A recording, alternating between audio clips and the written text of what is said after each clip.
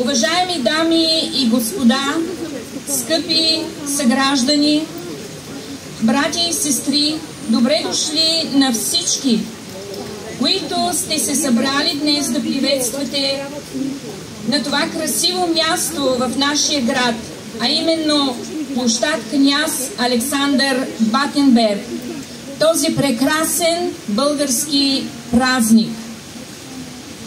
Повод за нашето събиране е 24 май, денят на светите братя Кирил и Методий, ден на българската азбука, просвета и култура, ден на славянската книжовност. Всички ние живеем в едно сложно, усилно време.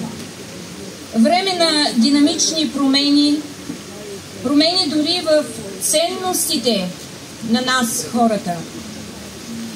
Това води нашето общество до една несигурност и дори до разделения. В ден като този е добре да си напомним за добрия пример, който светите братя Кирил и Методий са оставили със своето посвещение и със своята вяра. Те оставят една дълбока следа в историята на славянските народи. Траен плод на техния труд е славянската азбука и превода на Библията на разбираем за нашия народ език, което днес ни дава възможността да четем цялото Божие Слово. Това Слово, което трае до века. С публичния прочит ние отдаваме благодарност на светите братя Кирил и Методий. А също така отдаваме почит и към книгата на книгите, Библията. В нашия град това мероприятие се провежда за втори път. Организатор на събитието е протестантската общност в град Русе, с любезното съдействие и участието на представители от нашата русенската община. Сега ще чуем прочит на отбрани от Библията текстове. На щанда, тук от лявата, моя лява страна, има Библии, Нови завети, които са безплатни и всеки, който желае да има светата книга, може да се обърне към хората при щандовете и да получи такава.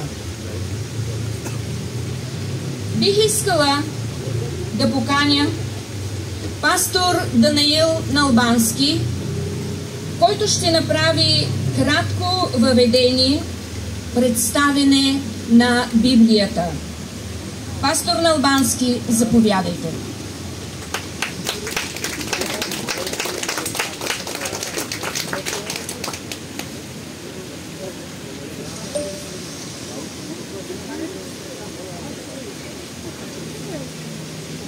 Уважаеми съграждани, уважаеми представители на местното управление, днешният ден е най-милия, най-близък до всяко българско сърце празник. Всеки национален празник съдържа предпоставки за някакво разделение, но на 24 май всички сме единни. Никой няма никакви възражения и несъгласия. Това само по себе си е забележителен факт и то ни дава надежда, че обществото ни има ценности, които са общо признати. Какво ни кара днес, много векове по-късно, да се връщаме към делото на двамата солунски братя? Това, че те ни даваха писмеността. Защо тя е важна? Защото всеки народ измисля умни неща, които, ако не се запишат, отлитат и следа не остават. А писмеността е средство, което запаметява откритото съхранява го за следващото поколение. И всяко следващо може да стъпи върху това, което предните са създали и установили. Така се случва прогреса. Можем да напредваме само ако пишем, а можем да пишем само ако имаме писменост. А писменост имаме само ако има кой да я създаде. А има кой да я създаде, ако има хора, които из основи и издълбоко познават душевността на народа, културата му, начина му на мислене, начина му на изразяване. Хора, които вярват, че ние, българи, можем да създадем нещо, което се струва да бъде записано и запомнено. Точно това са направили братята. И те са първите българи, които са казали: ей, ние създаваме нещо стойностно и то трябва да се запише, да не отрика без следа. Както те са създали писмеността, българите са имали вече зелен сигнал да творят, да измислят, да изобретяват, да търсят истината. Имало е как да я запишат и започна процеса на натрупване на българско познание и български опит. Първото, което са направили Кирил и Методий, е да преведат Библията. Някой ще каже, че не е имало какво друго да се преведе. Имало е Аристотел, Платон, гръцките, римските философи. Но двамата са се задоволили точно с Библията, защото са счели, че тя е най-необходима. Защо? Едно от най-съществените неща, които Библията казва, е това. В началото бе Слово. На гръцки в началото бе Логос. В началото е логиката, мисълта, идеята. Всяко човешко творение първо се поражда като идея. Всяка сграда първо се ражда в ума на някого. Всяка машина първо е заработила в съзнанието на някого. Винаги идеята е в начало. Логоса, логиката. Не дивашкото и не примитивното. Това е основното послание на Библията. Не бъдете диваци, не слушайте примитивното и първичното в себе си. То съществува, то е опасно, то причинява куп пакости и хаос. То унищожава и убива. То усъкътява, то обезсърчава и отчаива. На първо място осъзнайте, че не сте някакви животни, които са високо развити, а сте създадени от един творец, който се води от логоса, от смисъла, от идеята. Вашият живот не е сбор от случайности, не е възникнал случайно и не свършва случайно. Вие имате стойност и трябва да се научите да записвате хубавото и умното. Вие трябва да живеете смислено, да цените себе си, защото Бог ви е създал и то с любов. Библията ни говори, че има една книга, в която всяко наше дело се записва. И трябва да бъдем по-старателни, да не вършим безсмислици и самоунищожителни деяния. Всеки ден и от всякъде ни внушава, че живота ни няма смисъл, че всичко е случайно. И затова трябва да слушаме сърцето си, да следваме мечтите си, да живеем за мига, да не му мислим много. Подобни съвети са връщане към хаотичното и лишеното от логос съществуване, ден за ден. Днес ние сме тук, за да празнуваме Словото, логично в този свят, в обществото, самите нас. И затова братята днес биха ни казали: в началото е Словото, хора, отхвърлете безпорядъка, подредете душите си, подредете обществото си, подредете семействата си, подредете властта, подредете училищата си. Нека не се даваме на хаоса, нека не му позволяваме да убива реда и смисъла. За какво ни е писменост, ако няма какво да запишем? Ако вършим само дела, които гледаме, никой да не види, никой да не знае. За какво ни е писменост, ако обществото ни е изтекано от лъжа и лицемерие, за да се черним пред децата си, За какво ни е писменост? Ако едно говорим, а друго вършим. За какво да се пише, ако думите вече нямат никакво покритие и приличат на фалшиви банкноти? За какво ни е писменост? Ако до сега сме се лъгали един друг устно, сега се лъжим и писмено. Писмеността е достатъчно велико нещо, за да използваме за лъгане.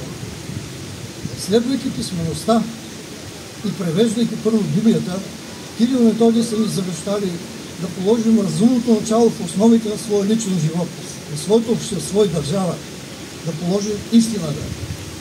Истински ще почетем делото на нашите първоучители, ако говорим истината, живеем истински и мислим истински, иначе ще ги накараме да се съжаляват.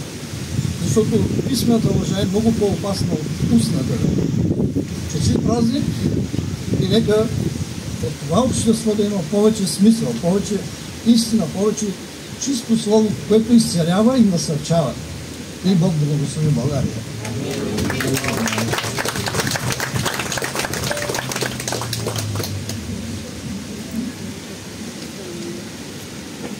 Сега ще чуем една прекрасна песен, български химн "Върви, народе, възродени", в изпълнение на Елинор Тушева. Заповядайте.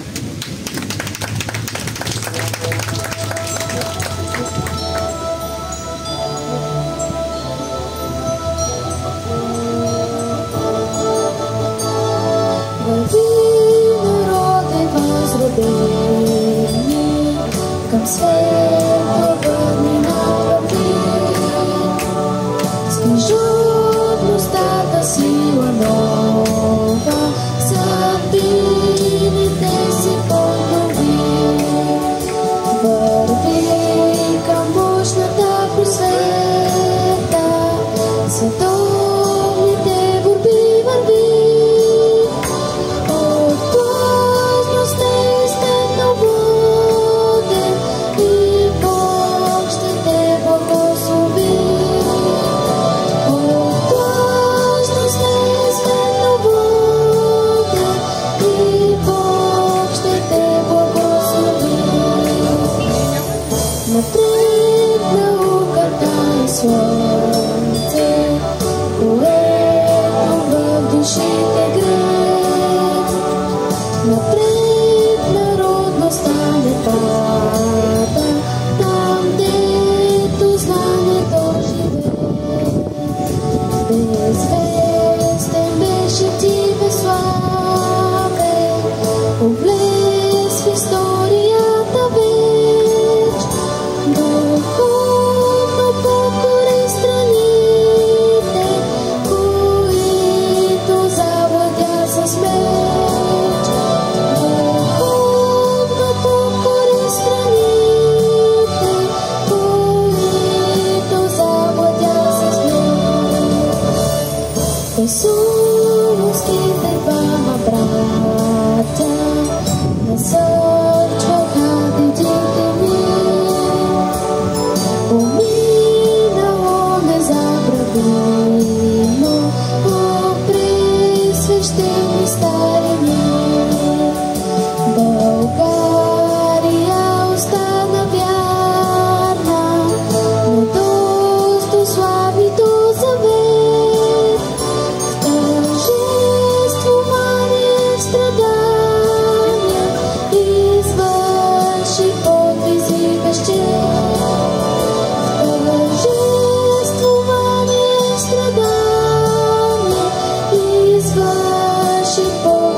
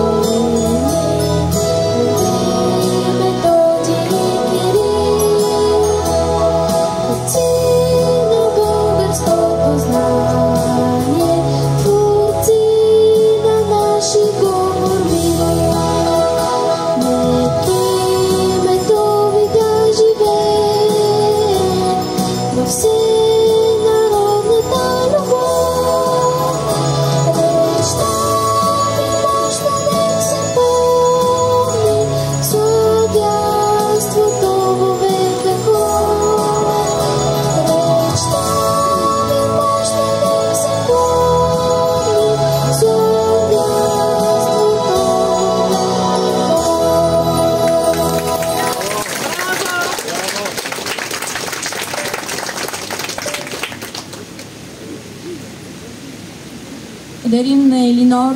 Прекрасно изпълнение. Децата богатство, дар от Бога. Наследство в Христос за всички нас. На вашето внимание още едно изпълнение на детенце. Адриана Петкова, която ще изговори молитвата Отче наш. Нека да я приветстваме и нека да се молим заедно с нея. Адриана, заповядай. Отче наш, който си на небето, да се свети Твоето име, да дойде Твоето царство, да бъде Твоята воля, както на небето, така и на земята. Дай ни днес ежедневния ни хляб и прости ни нашите грехове, както и ние прощаваме на нашите длъжници, и не ни въвеждай в изкушение, но избави ни от лукавия, защото Твое е царството и силата и славата до вечни векове. Амин.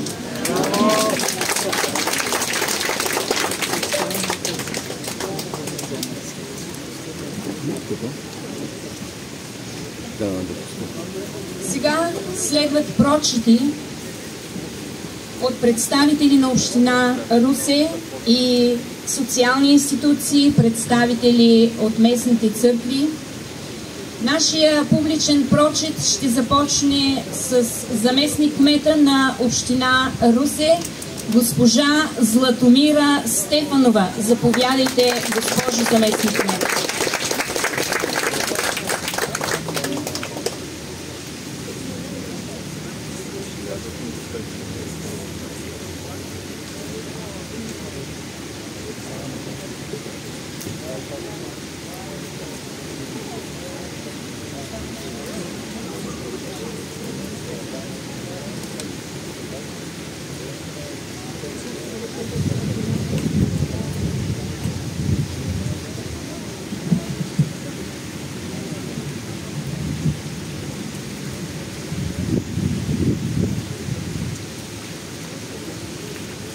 Уважаеми организатори от протестантската общност, уважаеми участници в днескашното прекрасно събитие, за втори път в нашия любим Русе вие организирате публичното четене на Библията.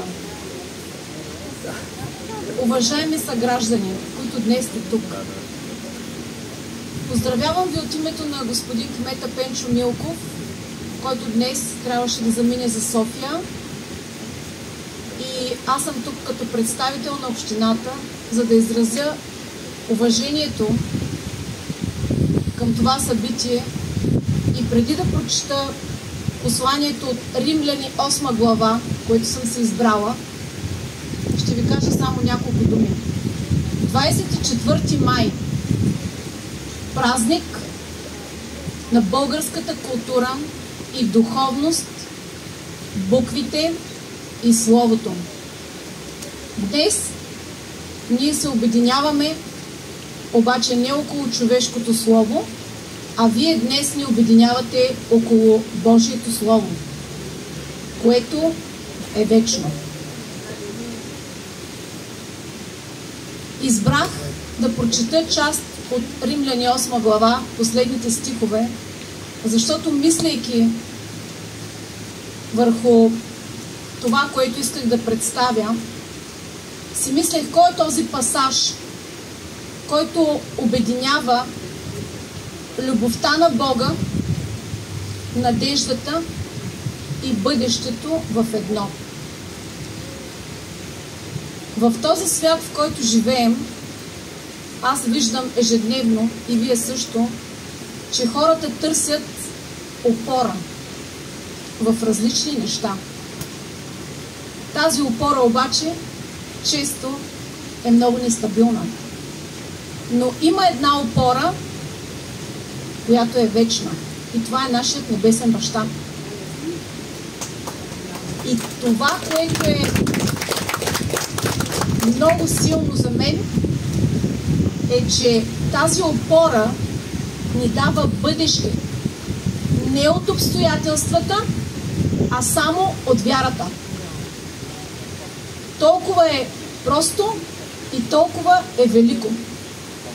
Днес вие всички ще четете любимите ви пасажи тук, в центъра на нашия прекрасен град Русе. И това, което аз си пожелавам, е словото, което ще излезе днес. То да роди плод, да роди надежда за нашето общество и за всеки един. Има надежда в Христос.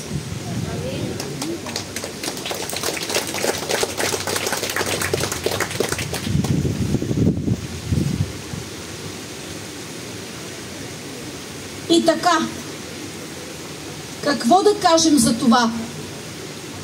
Ако Бог е откъм нас, кой ще бъде против нас?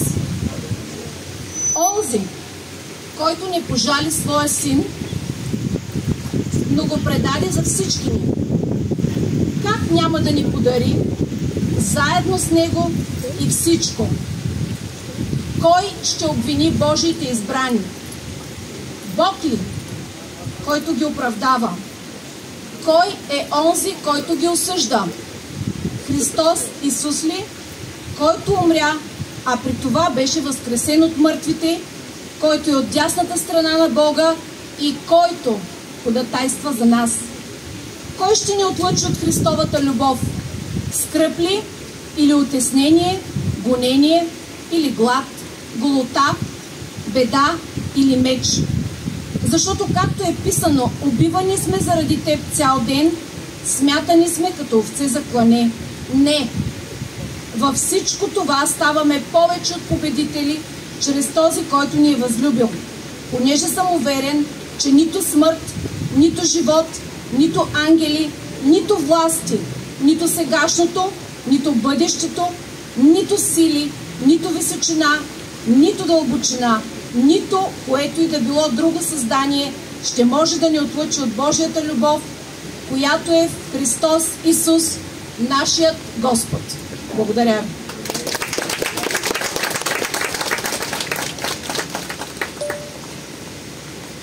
Благодарим на госпожа Златомира Стефанова. На вашето внимание следва прочит от Деяния на апостолите, 17 глава. Ще чете господин Димитър Кекевски. Заповядайте.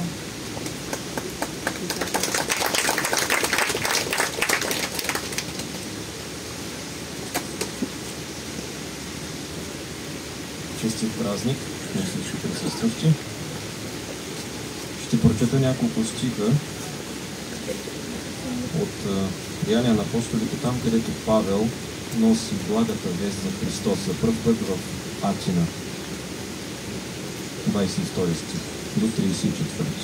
И така, Павел застана насред Ареопага и каза: Атиняни, по всичко виждам, че сте много набожни, защото като минавах и разглеждах предметите, на които се кланяте, намерих и един жертвеник, на който беше написано: на непознатия Бог.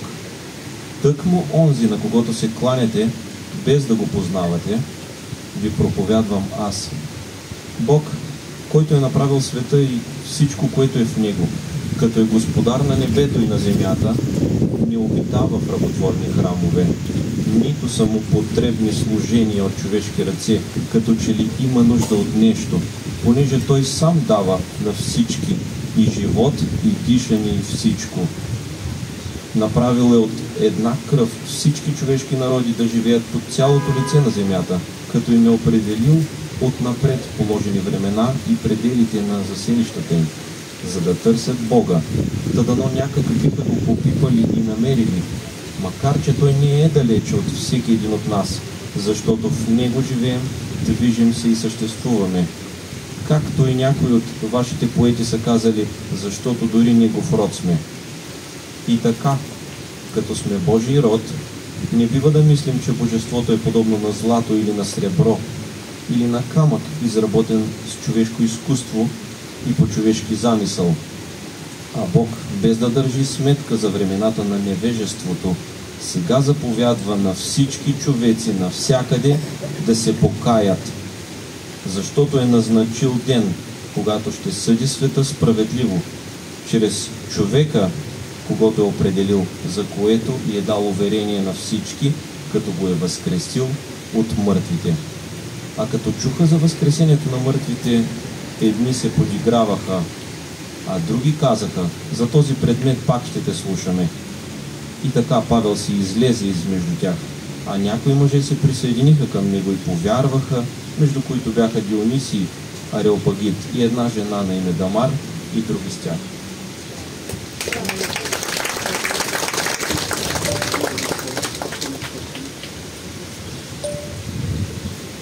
Бог е прибежище и сила за нас. 46-ти псалом. Госпожа Емилия Налбанска е следващия четец. Заповядайте, госпожо Налбанска.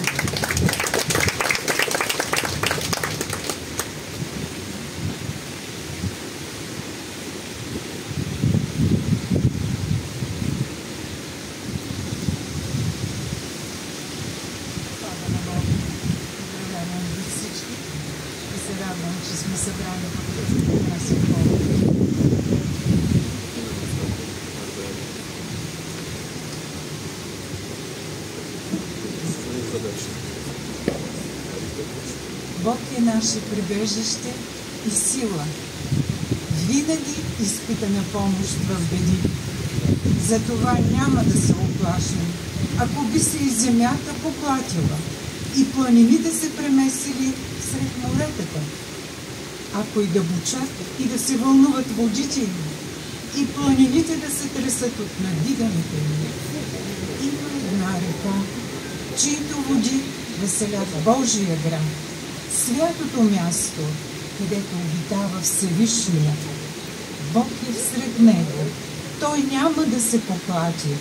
Бог ще му помогне. И то при зазоряване. Развълнуваха си народите, разклатиха си църквата. Издаде той гласа си. Земята се разтопи. Господ на силите е с нас. Прибежище е нам Якововия Бог. Елате и вижте делата на Господа, какви опустошения е направил на земята. Прави да престанат войните до края на земята. Струшава лък и сломява копие, изгаря с огън колесници. Замълчете и знайте, че аз съм Бог. Ще се възвиша между народите, ще се възвиша на земята. Господ на силите е с нас. Прибежище наше е Якововият Бог. Амин.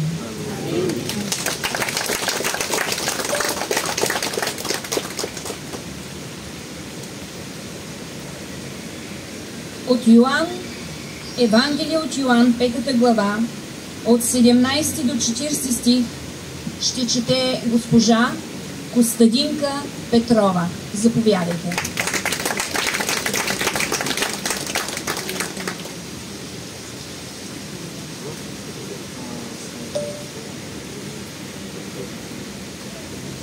Само да въведем, това е след изцелението в капалната Витезда на човек, който от 38 години беше неподвижен.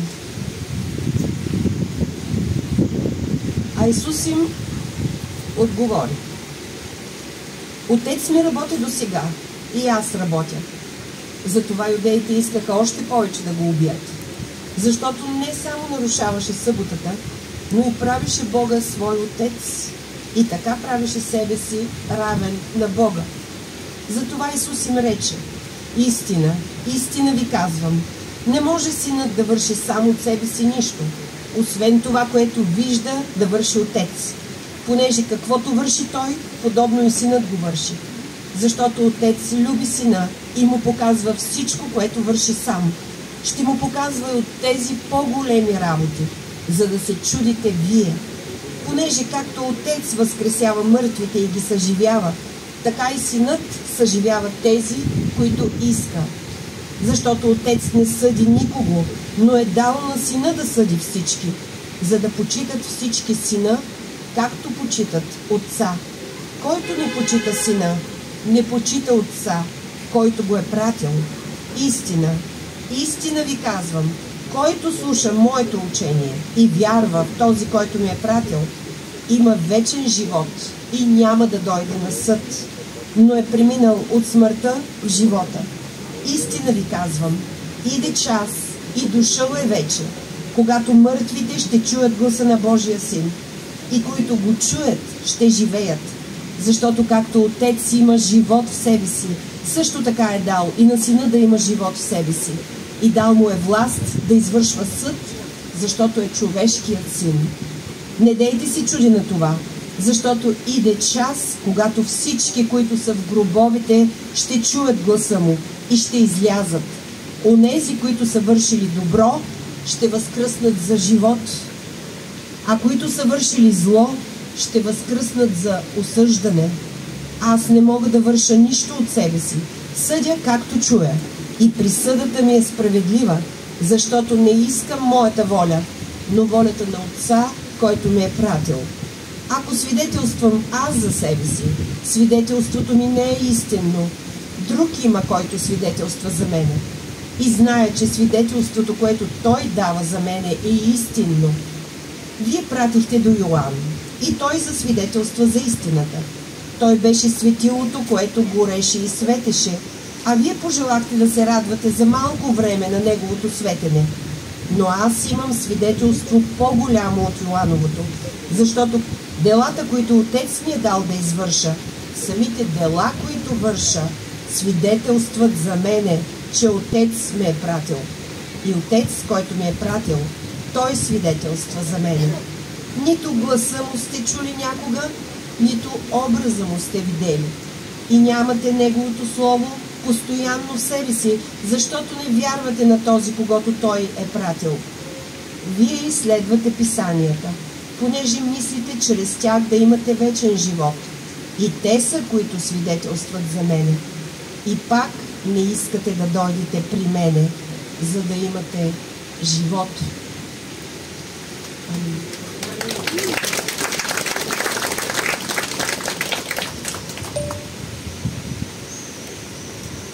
Кой е повярвал в известието ми? И на кого се е открила мишцата Господня? Исаия 53 глава чете госпожа Росица Цанкова. Заповядайте.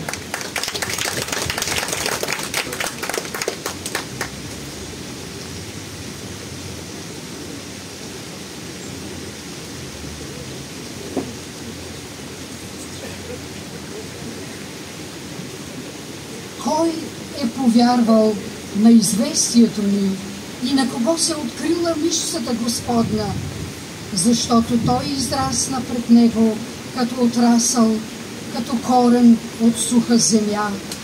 Нямаше благообразие, нито приличие, за да го гледаме, нито красота, за да го привлече. Той бе презрян и отхвърлен от човеците, човек на скърби и навикнал на печал. И като човек, от когото отвръщат хората лице, презрян бе и за нищо го не счетохме. Той наистина понесе печалта ни и със скърбите ни се натовари, а ние го счетохме за ударен, за поразен от Бога и наскърбен. Но той бе наранен поради нашите престъпления, бит бе поради нашите беззакония.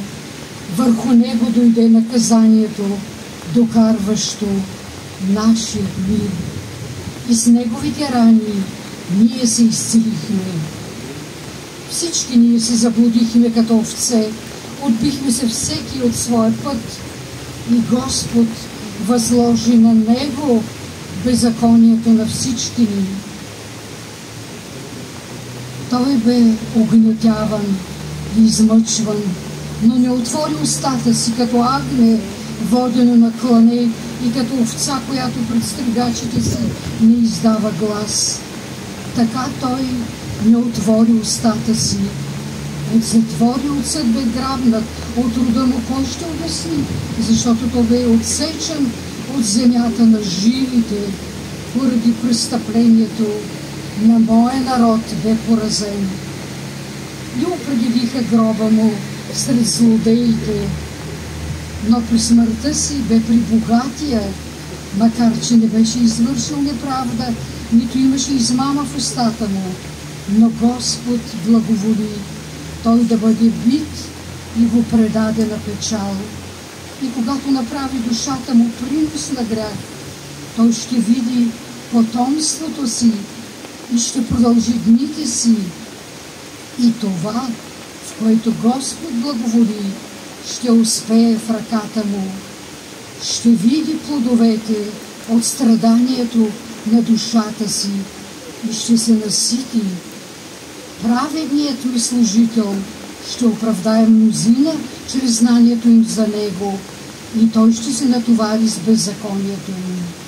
Затова ще му определя дял сред великите и той ще раздели плячка с силните, защото изля душата си на смърт и към престъпниците беше причислен и защото взе върху себе си греховете на мнозина и ходатайстваше за престъпниците.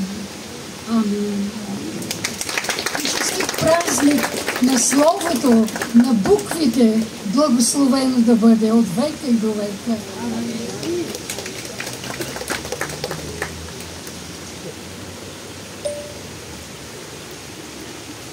Следващия четец ще бъде господин Тодор Тодев и той ще ни представи част от Светото Писание в книгата Матея, 5 глава, всеизвестната проповед на планината на Исус Христос към неговите ученици, блаженствата.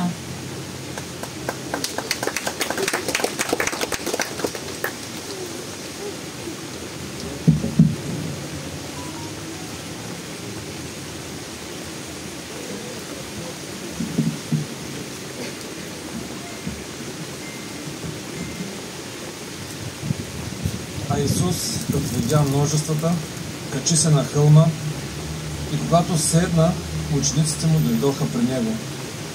И като отвори устата си, получаваше ги, казвайки: блажени нищите по дух, защото е тяхно небесното царство. Блажени скърбящите, защото те ще се утешат. Блажени кротките, защото те ще наследят земята. Блажени, които гладуват и жадуват за правдата, защото те ще се наситят. Блажени милостивите, защото на тях ще се показва милост.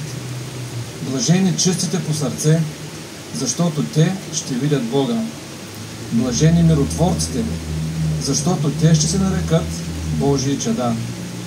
Блажени гонените заради правдата, защото е тяхно небесното царство. Блажени сте, когато ви хулят и ви гонят и говорят против вас лъжливо всякакво зло заради мене. Радвайте се и веселете се, защото е голяма наградата ви на небесата, понеже така гонеха пророците, които бяха преди вас. Вие сте солта на земята, но ако солта обезсолее, с какво ще се осоли? Тя вече за нищо не струва, освен да се изхвърли вън и да се тъпче от хората. Вие сте виделината на света. Град, поставен на хълм, не може да се укрие. И когато запалят светило, не го слагат под чиника, но на светилника, и то свети на всички, които са в къщи. Също така, нека свети вашата виделина пред човеците, за да виждат добрите ви дела и да прославят вашият Отец, който е на небесата. Амин.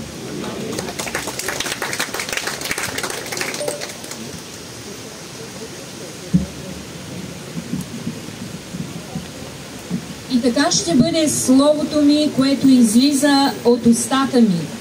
няма да се върне при мене празно и ще извърши волята ми и ще благоуспее в онова, за което го изпращам. 55 глава на Исаия чете госпожа Тодорка Кръстева. Заповядай.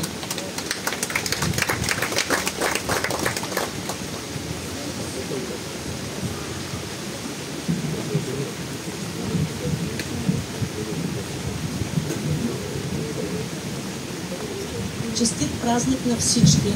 Нека да чуем какво и днес Господ ни говори чрез пророка, чрез книгата на пророк Исаия.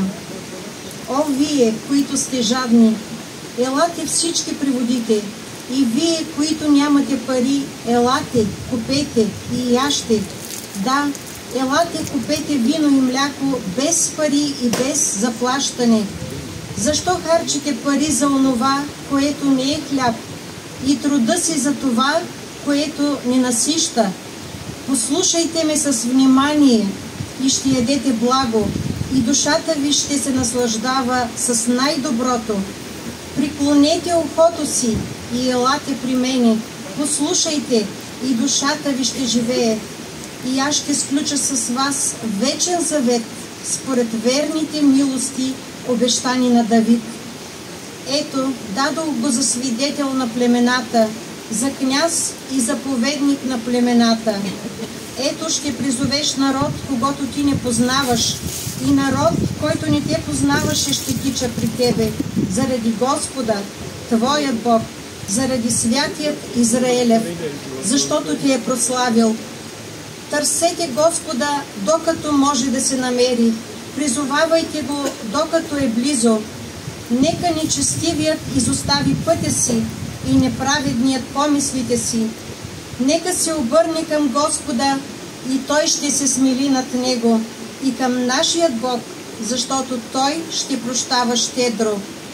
Защото моите помисли не са като вашите помисли, нито вашите пътища като моите пътища, казва Господ. Понеже както небето е по-високо от земята, така и моите пътища са по-високи от вашите пътища, и моите помисли от вашите помисли. Защото както дъждът и снегът слизат от небето и не се връщат там, а поят земята и я правят да произрастява и да напъпва, и тя дава семе на сеяча и хляб на гладния, така ще бъде словото ми, което излиза от устата ми. Няма да се върне при мене празно, и ще извърши волята ми и ще благоуспее в онова, за което го изпращам. Защото ще излезете с радост и ще бъдете изведени с мир. Планините и хълмовете ще запеят пред вас радостно, и всичките полски дървета ще изпляскат с ръце. Вместо драка ще израсте елха, вместо трън ще израсте мирта, и това ще бъде на Господа за име, за вечно знамение, което няма да се изличи. Амин.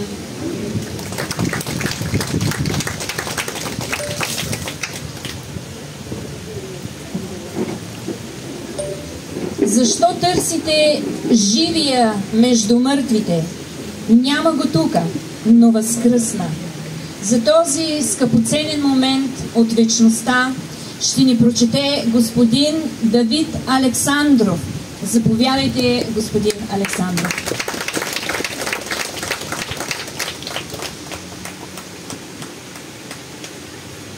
Христос възкресе! Имаме 40 дена след възкресението на Христос, които съвсем официално можем да го казваме, а иначе можем даже и целогодишно. Аз преди да прочета, все пак искам в този празник трябва да припомним още една част от нашата история, защото тя е свързана и с 24 май, светите братя Кирил и Методий и учениците, които след това довеждат кирилицата в България. И това е 1160 години от покръстването на България, защото тази година честваме именно това. И няма как на такъв празник да ни споменем, че всъщност имаме едни личности в нашата история, едни управници, които все пак са застанали зад Бога и са приели, че трябва да водят народа към вярата в Господа Исуса Христа, да оставим езичеството и да се обърнем към Него. Така че днес ние вярваме в този Бог, в Исус Христос, поздравяваме с Христос Възкресен, празнуваме 24 май, което е написана тази първо глаголица, после кирилица, именно за да можем да четем кое е Словото. Така че идеално този празник се съчетава. Поздравления на протестантската общност в Русе, поздравления на кметството в Русе, в това, че имаме тази възможност да направим това нещо открито и да бъдем всички заедно тук. Аз ще прочита 24 глава, няма да я чета цялата. Ще прочита от 36 стих. Когато те приказваха за това, сам Исус застана сред тях и им каза: мир вам. Те смутени и изплашени помислиха, че виждат дух. Но той им рече: защо се смущавате и защо такива мисли влизат в сърцата ви? Вижте ръцете ми и нозете ми. Аз съм същия. Попитайте ме и вижте, понеже духът няма плът и кости, както виждате мене, че имам. И като рече това, показа им ръцете и нозете. А понеже те от радост още не вярваха и се чудиха, той им рече: имате ли тук нещо за ядене? Те му дадоха късче печена риба и вощен мед. И като взе, яде пред тях. И рече им: ето това е, за което ви бях говорил, когато бях още с вас, че трябва да се изпълни всичко писано за мене в закона Моисеев и у пророците и в псалмите. Тогава им отвори ума, за да разбират писанията.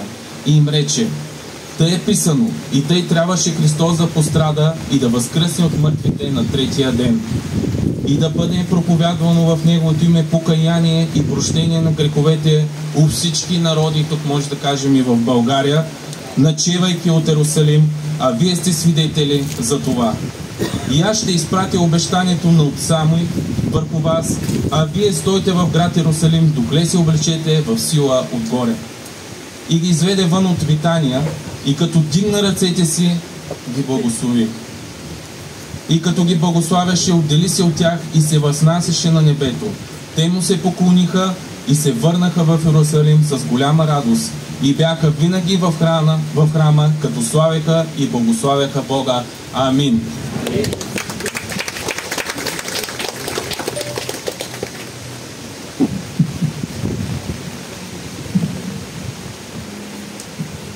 Идва ред на госпожа Кремена Георгиева. Заповядайте, госпожо Георгиева.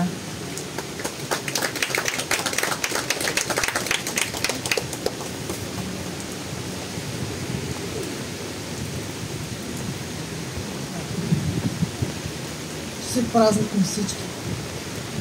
Ще прочита само два стиха, които са от посланието, второто послание на Тимотей, 3 глава. И те са края на един пасаж, който ни говори за твърдостта ни по време на гонение заради вярата. Цялото от 16 и 17 стих на 3 глава. Цялото писание е боговдъхновено и полезно за поука, за изобличение, за поправление, за наставление в правдата, за да бъде Божият човек усъвършенстван, съвършено подготвен за всяко добро дело. Слава на Бога!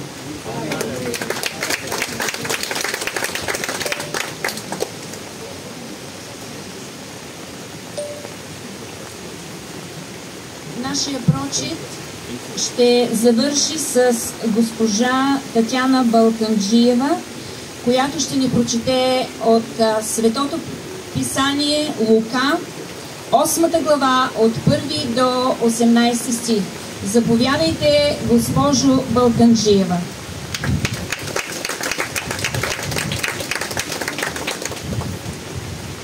Честит празник, братя българи!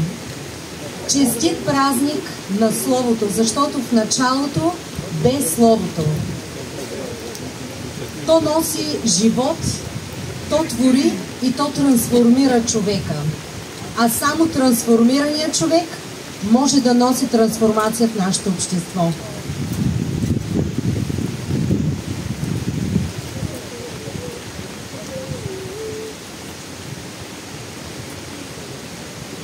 И скоро след това Исус ходеше по градовете и по селата да проповядва и да благовестява Божието царство И с него бяха 12 ученика и някои жени, които бяха изцелени от зли духове и от бесове.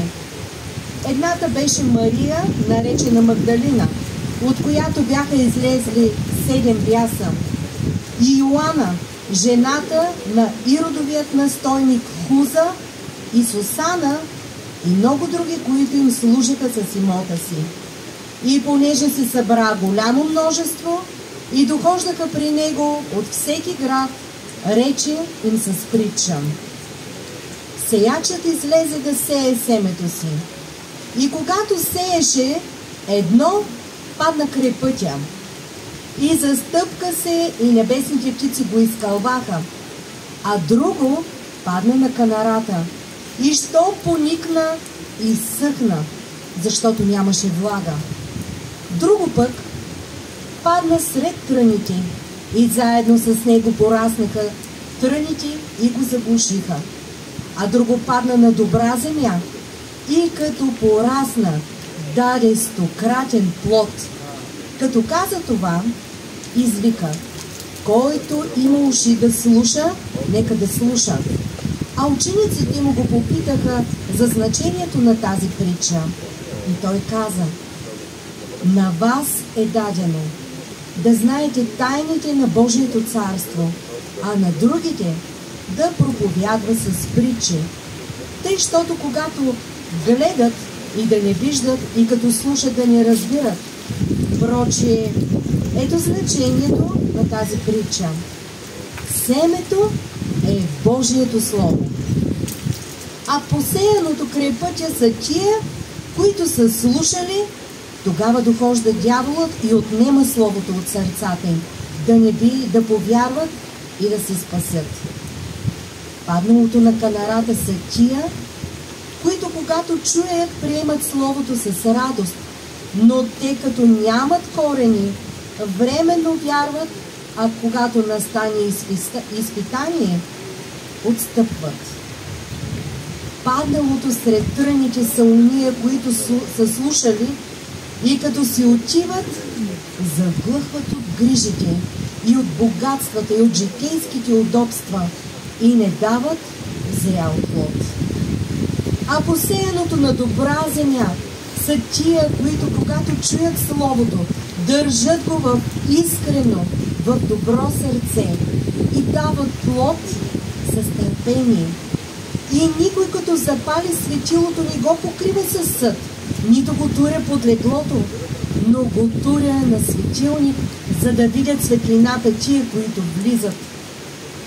Защото няма нещо тайно, което не ще стане явно, нито потайно, което не ще се узнае и не ще излезе наяве. Затова внимавайте как слушате, защото който има, нему ще се даде, а който няма, от него ще се отнеме и това, което мисли, че има. Амин.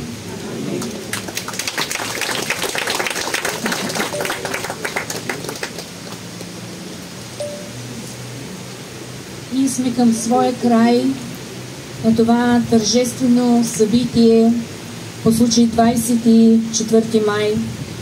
И в края ние, като християни, като Божии хора, искаме да се молим, да издигнем сърцата си в единство пред Бога, пред престола на благодатта. Нека да се молим за себе си, за семействата си, за града си, за нацията си и за нациите по земята. Нека с искрени сърца да издигнем в едно глас в молитва. Ще поканя пастор Павел Иванов да ни води в тази заключителна молитва. Заповядайте, пастор Павел.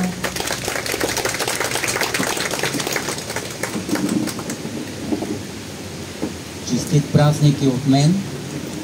Идваме да кажа, че Исус Христос е жив. Той възкръсна и Той чува молитвите. Така че ще се помолим накрая на това събитие с кратка молитва. Ще призвем името на Господ Исус Христос и ние осъзнаваме, че е голяма привилегия в този ден, на този площад да призовем името на Господ и вярвам, че Той ще отговори на нашата молитва. Нека се молим за нацията, за градът ни, за децата ни, за поколенията, които ще дойдат след нас и всички тези поколения, които в момента са. Татко, ние Ти благодарим днес за този момент. Благодарим и Ти за Твоето свято Слово, което слушахме, което имахме тая възможност да се изговаря на този площад. Ние Ти благодарим за това. Затова днес ни се обръщаме към Тебе и на това място в този момент призоваваме името на Господ Исус Христос, който е жив и възкръснал от мъртвите и чува молитвите. И Ти си ни казал, че в ден на напаст да Те призовем. Ти си ни казал да искаме, защото Ти ще ни даваш. Ето този ден ние се обръщаме към Тебе и ние се молим, благослови този наш град. Благослови управниците, благослови малки и големи. Нека на това място да Ти познават. Нека Твоето спасение, мир и благодат да дойде върху градът ни. Просвети умовете ни, сърцата ни, за да Те познаваме. И нека в тази земя да няма зло, но да дойде добро чрез познаването на Господ Исус Христос. Молим се да благословиш президента ни, молим се да благословиш високо поставените хора в този народ. Молим се да им дадеш мир и сърца, които да Те познават. Спаси ни от злото, спаси ни от греховете ни, наклони сърцето на този народ към Тебе да Те познава. И знам, че Ти си Бог, който умря за греховете ни и прощаваш греховете ни. И ние се молим, наклони сърцата ни към Теб, за да доведеш народа ни до покаяние и до познаването на Тебе. Днес ние се молим, нека Твоето царство, както и на небето, така да дойде върху нашия град, върху нацията и нека да няма друга воля, само Твоята воля да се върши и да се изпълнява. И знаем, че тогава ще дойде благоденствие за народа ни, спасение и освежителни времена от Твоето лице. Днес ние Ти благодарим, днес ние се прекланяме пред Твоето име, Господи Исусе, и Ти отдаваме славата, отдаваме Ти властта, силата, покланяме се наистина и казваме, Ти си Бог, ела, ни спаси и царувай между нас в името на Господ Исус Христос. Амин.